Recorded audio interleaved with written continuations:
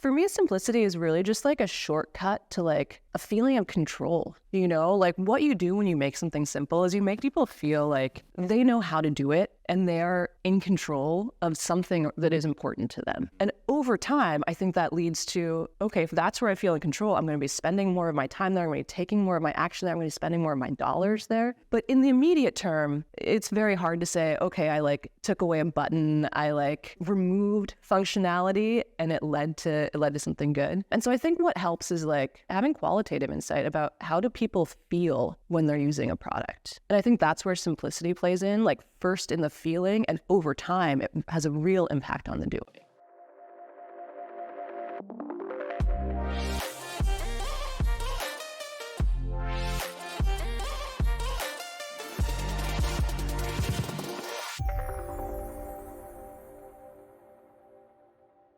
I'd love to begin with your journey. You went from Microsoft to landing your first role at Facebook, then getting into leadership and now Faire. Would love to hear about that. Yeah, for sure.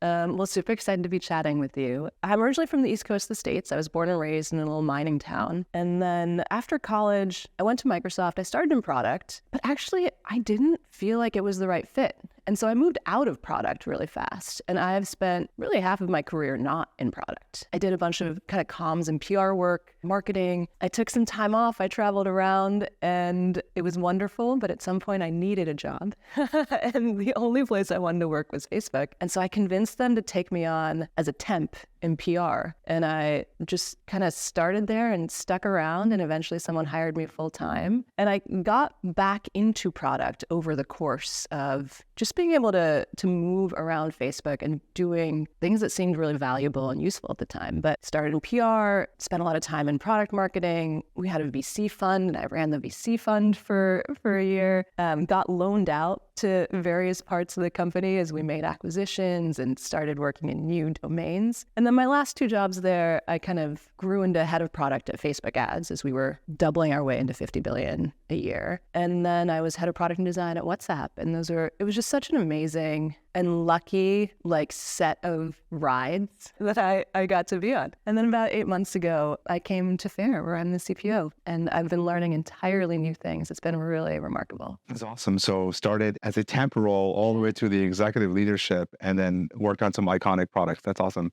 I've felt really lucky. And like a funny thing about it is that it didn't feel like those were risks at the time. You know, taking a temp role, it just felt like it was the right thing to do. Like Facebook was such an amazing company. I was watching my friends use it. I was using it. People talked about it in this way where there was like a magic about it. And so I knew I just wanted to be there, and it mattered less like what's the role, like what's the path, you know, and it just mattered more that I felt like if I were there and just surrounded by these amazing people and working on this amazing mission, like something good had to happen. And even if it didn't work out, like no regrets. Like I would have learned so much. I would have gotten such an amazing experience that no matter what, it would be worth it. I think a lot of people can learn from that and take back, because you worked at Microsoft, which is a great company, and then being able to take a temp role at Facebook, it's like kind of put your ego aside. If you see something that is really compelling, go for it, even in a somewhat temp role, and you can see what ends up happening. I mean, I think my parents would disagree with you, you know. It was definitely not easy for them going from, you know, a company that they could describe to their friends to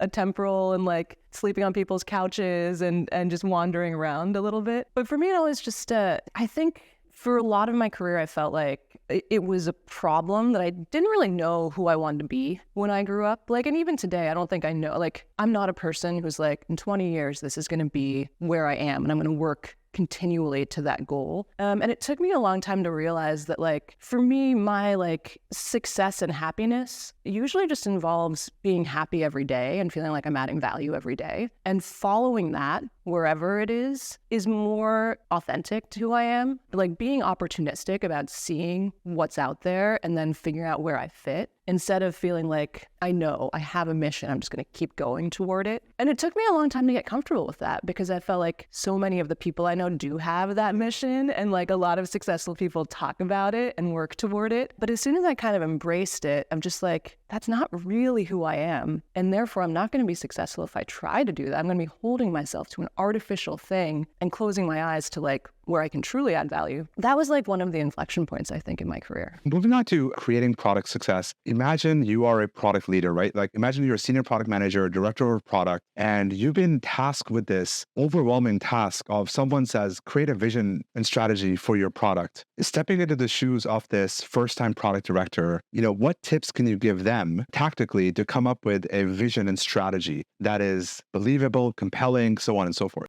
Yeah. I feel like sometimes there's like a mythology around product and product visions where you feel like you have to like wear a black turtleneck and then you like go into a room by yourself and you come out and you're like, I have the vision, this is exactly right. And I think one of the helpful things about spending so much of my career not in product was it just gave me an understanding of like ideas come from everywhere, And so my first step when I'm thinking about a product vision is to not think of myself necessarily as the creator, but instead as the facilitator, and figure out where are all of the ideas. And they come from mostly places that we think of, like what does the research look like? What does the data look like? What are the big trends in the world, in the domain we're talking about? But I think there's also other ways that have been helpful to me. Like, for instance, one thing I like to do is like run a survey to my leadership team and just say, hey, what do you think the world looks like in 5 years? Down to like, in 5 years, what percentage of our revenue will come from small businesses instead of large? And, you run that survey to a bunch of people. They say, how am I supposed to, like, just look at the data,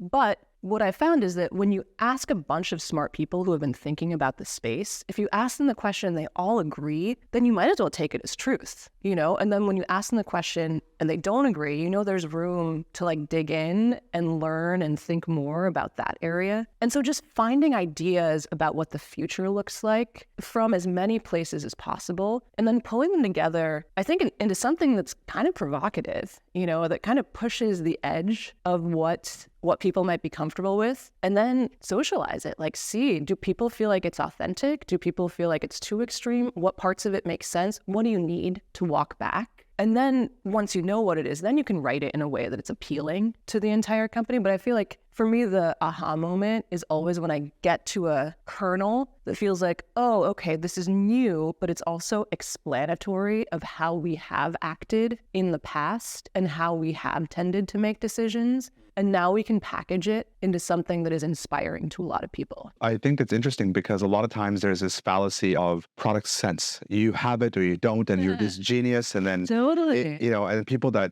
don't have it will feel shamed or, left out. And they're like, well, I can't develop a vision. And you're saying, well, you can collect it from others. Yeah. And then can you talk about this aspect of, you said a kernel or nugget. What is that? How do you know you've landed on one? Well, like, for example, when I was working at WhatsApp, I was in a research session and somebody said, oh, I don't think WhatsApp is an app. I think about it as an extension of me. It's just like a part of my arm, So when people ask me what technology do I use, I don't say WhatsApp. I just use my phone and I communicate with people. For me, that triggered this insight of like the central metaphor for an app like WhatsApp is really just face-to-face communication. It's not the desire to like learn a tool or operate in a way that is different from just two people sitting down and talking. And once you kind of imagine that, you can think, oh yeah, and that's why the way the UI works, it doesn't like pop up stuff in front of you very frequently. That's why when you're thinking about like a video call, we let you kind of join and leave video calls seamlessly because that's how you'd walk in and out of a room, which is different from a bunch of different UIs we could have thought of. I think for Faire, it can be things like we take the place of a trade show in lots of ways, and we help you as a small local business marry like your understanding of your community with all the power of technology and the ability to like connect with all the brands and goods in the world that otherwise it'd be really hard to find. How can we reflect that in the UI and in kind of the core values we're offering? A theme that has been in your experience is really around simplifying things. I wonder if you can quantify for our audience the benefit of really simplifying experiences to their essence. Simplicity, I think, is such an overloaded term because it means different things to different people. For me, simplicity is really just like a shortcut to like a feeling of control. Like what you do when you make something simple is you make people feel like they know how to do it and they're in control of something that is important to them. And I think that comes through like a sense of predictability. You look at something and how is it going to work? What is it going to do?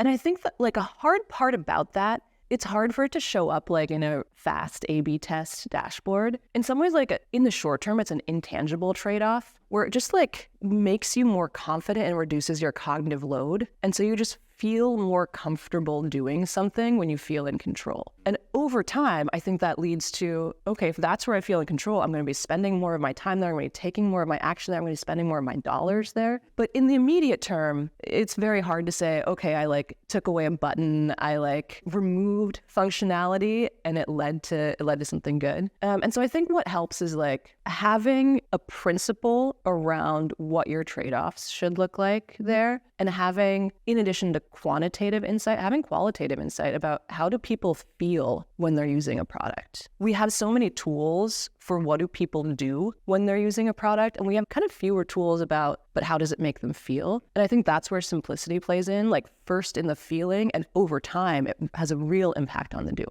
You've described this decision-making framework. You call it listen, decide, document. Yeah, I mean, I think about this because I just moved around a lot into like new domains or new roles. And so what I was trying to figure out is like, how can I both add value to the team as fast as possible and ramp up on the space as fast as possible without making a bunch of decisions that I would have to unwind later or that would be bad because I just didn't have the context. And I think we tend to jump into like, I got to make the decisions right away. And so what worked for me was to pull back from making the decisions and instead think, how do I first like listen and listen so actively that I will help get to a better decision, even if I'm not the one making it right away? And then how do I document in a way that is going to add value to the team immediately? Like even just sending around notes is something that like it takes burden off the team, you know, like nobody likes that part. So like if I can do that, it'll make things easier. But if I can take really good notes, I can line up next steps. I can talk about like the work streams that have to come out of it. And so kind of putting less pressure on I immediately have to solve the decision and more on how do I listen actively? How do I like set up the next decision? And then it kind of merges together somewhat more seamlessly into, oh, I guess I just made the decision, you know, and it wasn't a surprise to anyone. I was able to incorporate other people's voices by learning from them and training myself on how they made decisions before I did. And that's been what has kind of worked for me. Right. So don't lead into the decide, but go into the listening and then documenting, and the decision can come out of it. Yeah, it comes naturally. Awesome.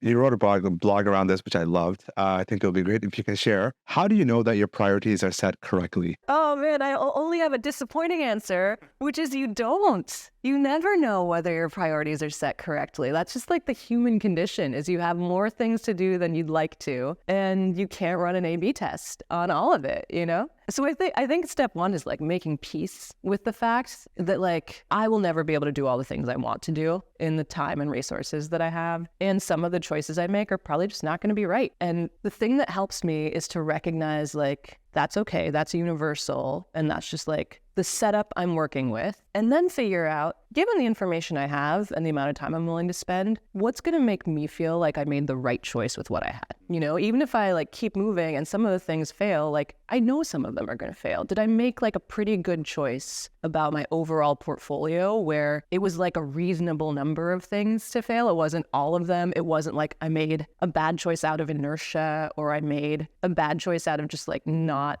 getting information or thinking about it. But I really did just like make the best choices I could, and then getting comfortable with that and moving on. You know, the higher that you climb, the more uncomfortable decisions that you have to make, right? And so how do you get comfortable with being wrong and making these decisions? It's in some ways like a pretty dark version of leadership philosophy in my mind, where I kind of had this vision that like you get more senior, everything gets simpler, you have more resources, you have more information, you can just like magically make these great decisions. And instead, like my personal experience is as you get more senior, the problems you get handed are problems that just have no solution. Like if they had a solution, someone would have solved them before they got to you. And so by the very nature of your role, you kind of have to put your name on suboptimal solutions. And the only thing you can choose is like, which branch of suboptimal do you put your name on? And again, I think a lot of that is just getting comfortable that that's the reality of the role, that your job isn't to make a perfect decision and tie a bow around it, but is to make a decision that is consistent with the principles that you need to be using. Whether those principles are like, what's going to be best for a customer in 3 years in this segment? or what's going to be the best navigation and balancing of different stakeholder needs. Like whatever the set of principles is, really getting clear on what principles I'm using to decision make and then getting comfortable applying them. Do you have an example of that in the past where there was a decision that was a little bit difficult to make, but then you had these principles that you decided on and you said, leading on these principles, we're going to go this way? I mean, the most common examples are always about like resource trade-offs, where people will come up and say, I have a great idea for a product we need to build. And they go through the entire process of this is the customer, this is like what we can do with it, this is the opportunity. And you can see the whole thing making sense. And then you look at your existing portfolio and you say, that does look really good. I appreciate the work that you've put into it. I wouldn't trade off anything we're working on for you to do that. So I apologize, but like we're going to keep working on our existing roadmap because like that's just going to get us to the right thing for our customers faster. And then when we have time, we're going to come back and look at this. It's not prioritization until it hurts. And I think like we forget that about prioritization. We want prioritization to feel like prioritization means I'm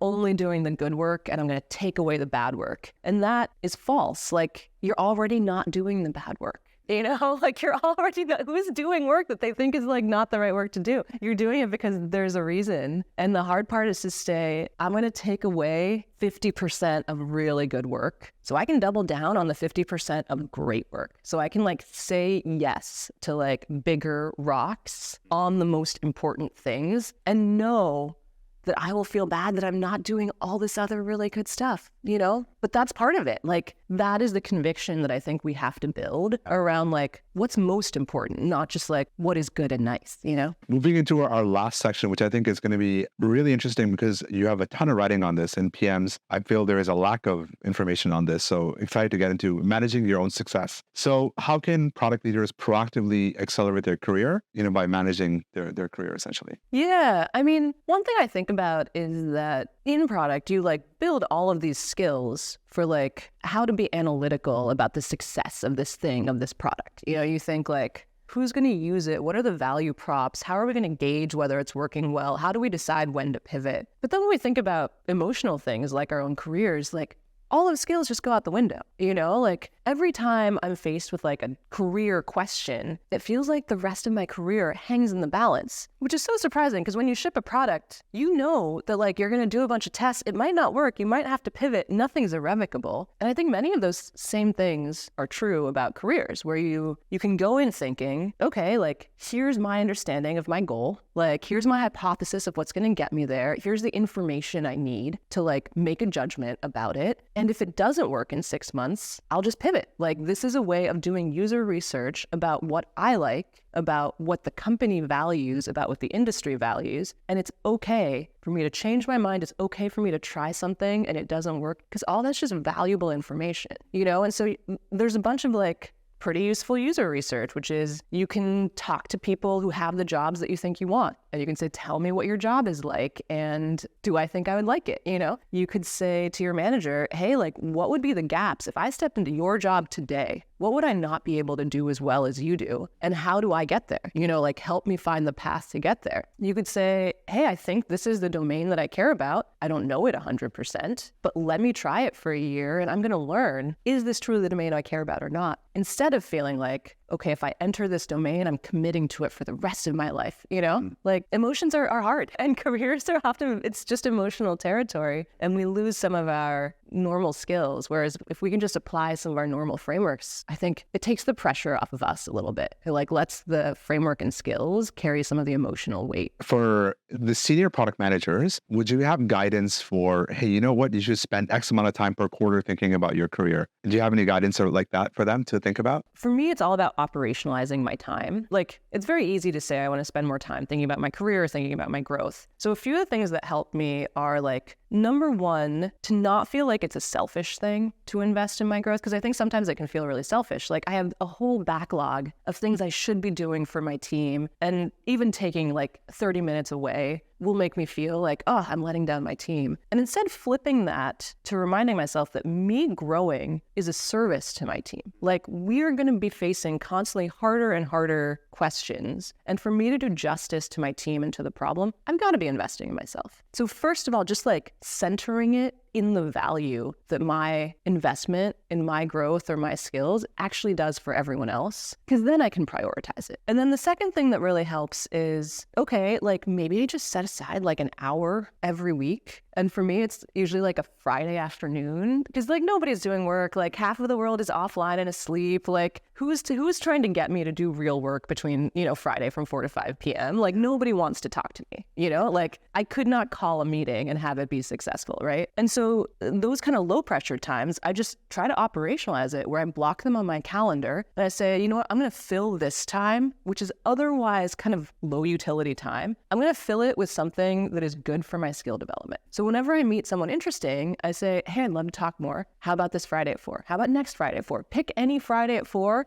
Like, let's make it happen, or I'll say, okay, I'm going to go pick like a thing to learn. I'm just going to go deep on it. I'm going to read everything I can in the internet for 1 hour about it. And I'm going to come out knowing something else. Awesome. Love that. I love that tactical advice. 1 hour a week on the lower end. Totally. Make it 2 hours, but like just operationalizing and protecting it has been the most important thing for me. You wrote about this thing where you said, if you see a problem, it's mine to solve. But I'm thinking, aren't there downsides of that in a sense that when you're trying to be effective, you have to focus on one thing. But if you try to solve every problem everywhere, you're diluting yourself. So what are your thoughts on that versus the statement that you said? I think this comes back to the thing we just talked about, which is how are you going to grow? And I think especially as you get more senior, it's just less clear what next problem you should be solving. And a lot of times, like I found myself just waiting around for someone to like tap me on the shoulder and say, I've got the problem for you. Like we've been watching you and we know what the right problem is for you. And instead, the place I got a lot of growth was just by saying, hey, this isn't necessarily my problem to solve. It's like not necessarily my problem to say like, I think we need to have more stirring, inspirational all hands. I think we need to have forums where senior leaders can meet all the new hires and like do meet and greets with them, because that's going to create more bridges between levels. Like those are really like my problems to solve. But if they're the problems that I think are most effective or like going to help us be the most effective org, why not me solving them? And I bring it back to, it's going to be the thing that helps the company the most and is therefore worth prioritizing. Even if I have to take stuff off my plate that would otherwise be, here's the 3 problems I'm on right now. It takes breaking some of that inertia. And then it also takes recognizing that some of my best growth is going to happen in those ways. And so if I'm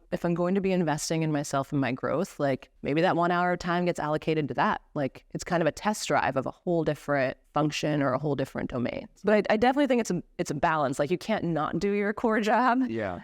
It's more about figuring out how do you layer in the things that other people might not know to assign you and say, actually, my core job is making our customers successful and making our company successful. And this is the path I see there. And I might have to trade off this thing. Is everyone comfortable with that? Like, if you think I can't trade this thing off, then let's talk. But otherwise, my understanding of what's going to make the customer successful is us investing in this way, and I might as well be the one to do it. You've talked about this leadership hack, upgrading yourself from an image of 1.0 to 2.0. Totally. I think that's great. I think that's so like not incremental. So can you talk a little bit more about that aspect of improving yourself and why that's beneficial? Yeah, I mean, it goes back to thinking about like all of our product skills, where sometimes you just like, you say, okay, like this product has been great for this moment. The world has changed. Our customers have changed. Devices have changed, whatever, and we actually need an upgrade. I know what that looks like. Let me build toward it. And I used to have this manager who was very clear about it. And he'd always be like,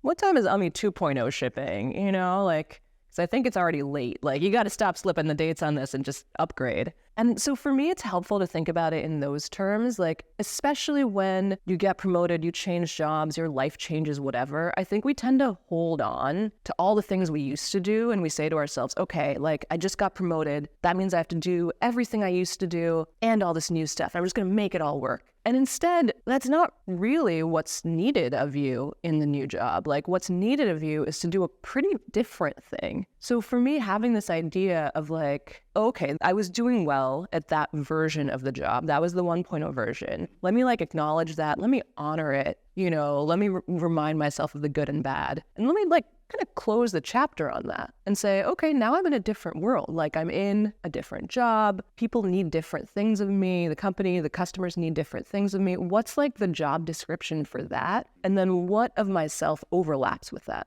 I have 3 children. So the places I think about this the most are like every time I have a kid, like my understanding of what I need to be doing at home and at work has to change. There's no way for me to like do all the things I used to. I can't, like, I don't necessarily need to be the one watching the kids every minute of the day. I don't necessarily need to be the one who's cooking every meal, but I need a system for like, how's childcare going to work? Like, do we do meal preps just on Sundays instead of like, it's required something different of me every time. And it's much easier to make like a step change, close the chapter, open the new chapter, than to kind of stretch. Nope, I got to cook every day forever for just more and more kids, you know? And that's been a handy permission to self. Got it. So life changes, and that will get you to reevaluate other new systems that you should.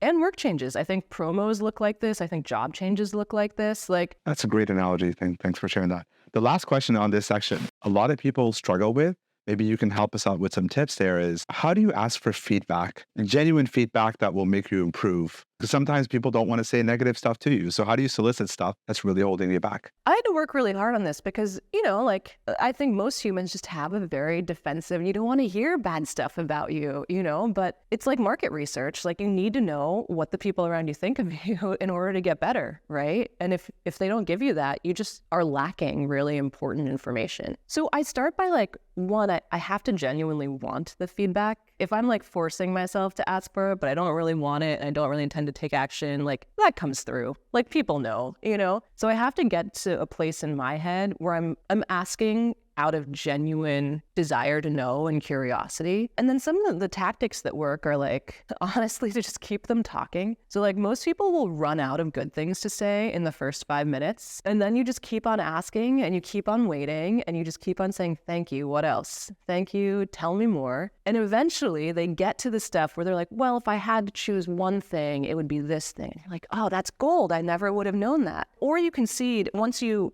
hear one of those, you concede it to other people and say, hey, I got feedback that I might come off as impatient sometimes. Like, is there any way that you can imagine I come off as impatient? Just help me think through this, you know? And so once you invite really specific feedback, people are far more comfortable giving it to you because, you know, you open the door directly. And then another thing that's really been helping me recently is kind of enlisting people in making me better. Where I don't just say I need feedback, I would say I'm really relying on you to tell me the context I'm missing, the places I'm going wrong, the things I don't know. And it kind of enlists them really directly in my journey and my success. And so instead of giving me feedback and feeling like they're saying something negative about me, they're giving me feedback in order to prop me up and make me more successful, you know? And that makes it a lot less worrisome for them, you know? How do you see the future of product management? Are there any trends that product managers should stay abreast of? And how do we monitor future trends in product management? I mean, you know, given the trend of the day, I think generative AI is on there. No surprises. But in my mind, like,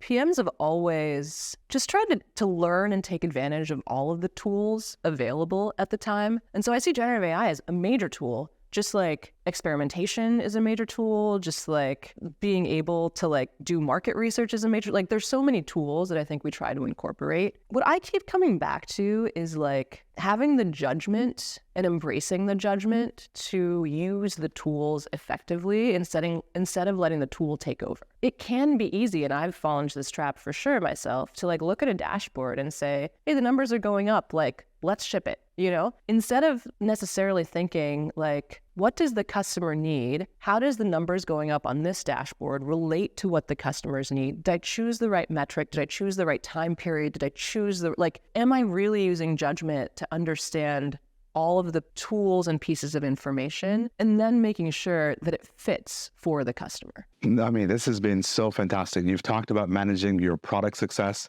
You've talked about managing your career success. Some of the things that really stuck with me around were like, it's not selfish to spend time on yourself because problems are growing, you know, and you're investing in yourself is really making it better for you and your team. Upgrading your thinking from 1.0 to 2.0, that happens when there's life changes. All these tactical tips are so helpful for our audience, and we really appreciate your time here on the CPM Mastery Podcast. Thank you so much. It's been a pleasure.